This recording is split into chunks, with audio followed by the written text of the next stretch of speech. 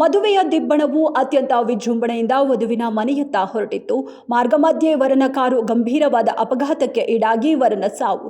ಶೋಕಸಾಗರದಲ್ಲಿ ಮುಳುಗಿದ ಸಂಬಂಧಿಕರು. ಇನ್ನೊಂದೆಡೆ ಮಗಳ ಮುಂದಿನ ಬದುಕಿನ ಬಗ್ಗೆ ತೀವ್ರ ಆತಂಕ ಮತ್ತು ಆಘಾತಕ್ಕೆ ಒಳಗಾದ್ರು.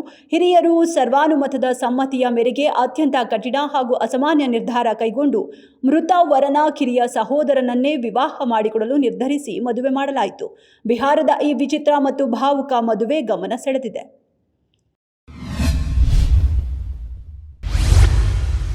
ಕೇರಳ ವಿಧಾನಸಭಾ ಚುನಾವಣೆಯಲ್ಲಿ ಕಾಂಗ್ರೆಸ್ ನೇತೃತ್ವದ ಯುಡಿಎಫ್ ಭರ್ಜರಿ ಗೆಲುವಿನ ಹಿನ್ನೆಲೆ ಚುನಾವಣೆಯಲ್ಲಿ ಗೆದ್ದು ಕಚೇರಿಗೆ ಆಗಮಿಸಿದ ಮಹಿಳಾ ಶಾಸಕಿ ಬಿಂದು ಕೃಷ್ಣರನ್ನ ತಬ್ಬಿಕೊಳ್ಳಲು ಯತ್ನಿಸಿದ ಕಾಂಗ್ರೆಸ್ ಮುಖಂಡನ ವಿಡಿಯೋ ಭಾರಿ ವೈರಲ್. ಕಾಂಗ್ರೆಸ್ ಮುಖಂಡ ಚೆರಿಯನ್ ಫಿಲಿಪ್ ನಡೆಗೆ ಭಾರಿ ಆಕ್ರೋಶ ವ್ಯಕ್ತವಾಗ್ತಿದೆ.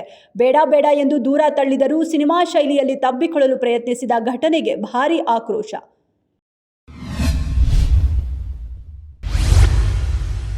ತಮಿಳುನಾಡು ಜನರ ಮತ ತೀರ್ಪು ತಮ್ಮ ಪರವಾಗಿದೆ. ಇದನ್ನ ಮೀರಿ ಡಿಎಂಕೆ ಮತ್ತು ಎಐಎಡಿಎಂಕೆ ಮೈತ್ರಿ ಮಾಡಿಕೊಳ್ಳಲು ಹೋದರೆ ತಮ್ಮ ಶಾಸಕರೆಲ್ಲರೂ ರಾಜೀನಾಮೆ ನೀಡುತ್ತಾರೆ.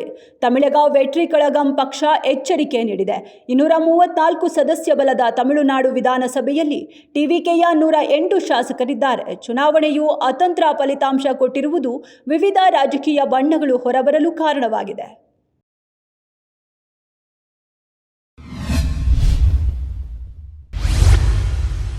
2018ರಲ್ಲಿ ಕನ್ನಡ ಬಾಕ್ಸ್ ಆಫೀಸ್ನಲ್ಲಿ ಧೂಳೆಬ್ಬಿಸಿದ ಅಯೋಗ್ಯ ಸಿನಿಮಾ. ಸತೀಶ್ ನೀನಾಸಂ, ರಚಿತಾ ರಾಮ್ ಮತ್ತೆ ಪರದೆಯ ಮೇಲೆ ಮೋಡಿ ಮಾಡಲು ಬರ್ತಿದ್ದಾರೆ. ನಿರ್ದೇಶಕ ಮಹೇಶ್ ಕುಮಾರ್ ರೇ ಅಯೋಗ್ಯ 2 ಚಿತ್ರವನ್ನ ನಿರ್ದೇಶಿಸುತ್ತಿದ್ದು, ಆನಂದ್ ಆಡಿಯೋ 2 ಕೋಟಿ ರೂಪಾಯಿ ನೀಡಿ ಆಡಿಯೋ ಹಕ್ಕು ಖರೀದಿಸಿದೆ.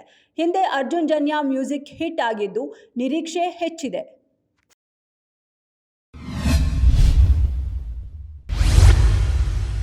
ಹೆಂಡತಿ ಮಕ್ಕಳನ್ನ ಕರೆದೊಯ್ಯಲು ಹೋದ ನವೀನ್ ಎಂಬುವರ ಮೇಲೆ ಮಾವ ಮತ್ತು ಭಾವ ಪೆಟ್ರೋಲ್ ಸುರಿದು ಬೆಂಕಿ ಹಚ್ಚಿ ಕೊಲೆ.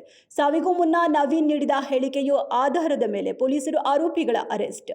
19 ದಿನಗಳ ಕಾಲ ಹೋರಾಡಿ ಮೃತಪಟ್ಟ ನವೀನ್ ಪತ್ನಿ ಸುಚಿತ್ರಾ ಮತ್ತು 2 ಮಕ್ಕಳೊಂದಿಗೆ ಆನೇಕಲ್ನ ಜನತಾ ಕಾಲೋನಿಯಲ್ಲಿರೋ ಅತ್ತೆ ಮನೆಗೆ ಹೋಗಿದ್ದು, ಮರುದಿನ ವಾಪಸ್ ಕರೆದೊಯ್ಯಲು ಮುಂದಾದಾಗ ವಿರೋಧ ವ್ಯಕ್ತಪಡಿಸಿ ಈ ಕೃತ್ಯ